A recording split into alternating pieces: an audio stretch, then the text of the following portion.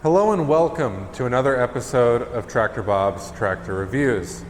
Now, we've already gone over the ZT Elite and the ZT Avenger, but I decided to do a comparison because the last comparison video I did, you guys liked it a lot, and also when we have customers inside the showroom, they're always asking what's the difference between this, that, and it's important because it's your money and it's not like it's just, 50 bucks, it's quite a bit of money. So you need to know the differences of these things in order to make an informed decision about what you're doing. So here we have the ZT Elite and the ZT Avenger.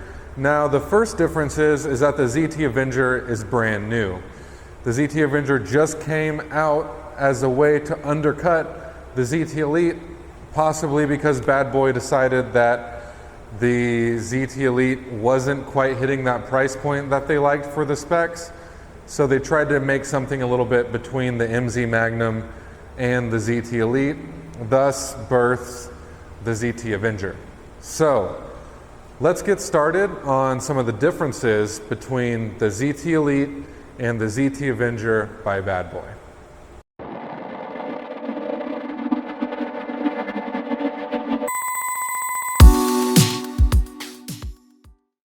Okay, let's start off with kind of the engine and transmission differences between these guys. So the engine options for the ZT Avenger is going to be limited to one engine option only.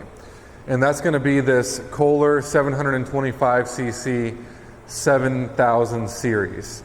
Now that is going to be rated at a 22 horsepower rating.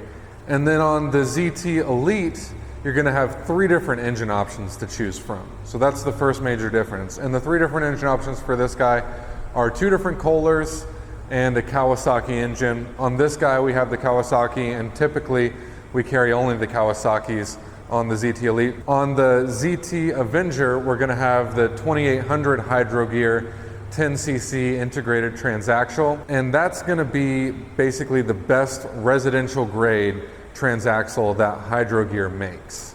And then on the ZT Elite, we're going to have actually the entry-level commercial grade transaxle, and that's going to be the 3100 Hydro Gear 10cc integrated transaxle. So the 2800 Hydro Gear, 3100 Hydro Gear. The next thing is going to be the tire dimensions, and if you look closely, it's hard to notice, but the tires are actually different sizes in the front and in the rear. And it's kind of interesting how, in the ways they're different. So you have 12 by 6 on the ZT Avenger and 13 by 6 on the ZT Elite for the front tires. And those are both going to be smooth tread. And for the rear tires, it's going to be 22 by 11 for the ZT Elite and 20 by 12 for the ZT Avenger. Now that's kind of weird. The ZT Avenger actually has wider tires, but they're shorter. And the ZT Elite actually has narrower tires, but they're taller.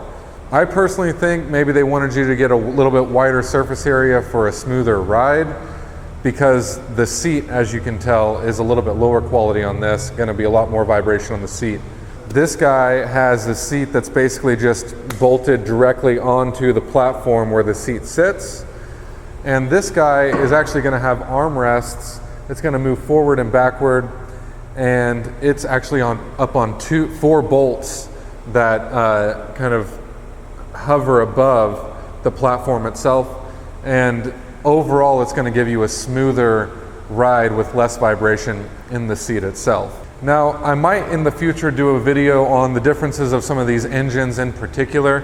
That's kind of a whole category of its own. The interesting thing to note is that on this Kohler 7000 series and this Kawasaki FR series, this guy actually has a little bit more torque, even though it's a smaller engine. And this guy has a little bit more horsepower, but a little bit less torque. So there's a lot of little differences in the engines themselves, but the main three differences, this guy has more engine options, this guy has only one engine option, this guy has a little bit more economical seat, this guy has a more premium seat, the ZT Avenger has wider but shorter tires and smaller tires on the front, and the ZT Elite has bigger tires on the back and bigger tires on the front as well. Now there is one other difference that I hadn't mentioned yet, and that's the ZT Elite is going to have a 48-inch deck option, and the ZT Avenger is only going to have a 54 and 60-inch deck option. Note that the ZT Elite can vary in price depending on which engine that you get, but as they stand, for the ZT Elite is going to be exactly $1,000 more, as you see it here with the Kawasaki engine, for $51.99. The ZT Avenger, you're going to save that $1,000 and it's going to be $41.99 for the ZT Avenger. So that's quite a big price difference. For what I mow, I would probably be happy with saving that $1,000, getting a weed eater, getting a blower, getting a chainsaw, and turning it into a package deal, and then bringing that price back up to that $51.99, but all of a sudden I've got a complete kit to do my whole yard. If I'm going to be doing a few other people's yards, you know, maybe I mow my grandma's yard, maybe I mow a couple of my friends' yard, maybe I want something that's going to be a little bit more commercial grade, I'm using a mower more often than just for like 1 or 2 acres. ZT Elite might be the option that I go with because I know that it's going to have that better engine and those better pumps. Along with that, I'm going to be more comfortable in the seat because I'm going to be driving around more. As always, it depends on who you are and what your needs are for why to purchase one over the other. But the benefit of this video, I think, is to show that there's only a few differences, but those few differences can matter depending on what you're using it for. So justify the price for features and decide which one is better for you. Okay, now that I've talked your ear off enough, like and subscribe to this channel. We're just trying to put out better content for enthusiasts and for buyers so that you guys can see what's new on the market and kind of give you an in-depth look at some of these products that we carry here at Tractor Bob's. That's it for now. God bless.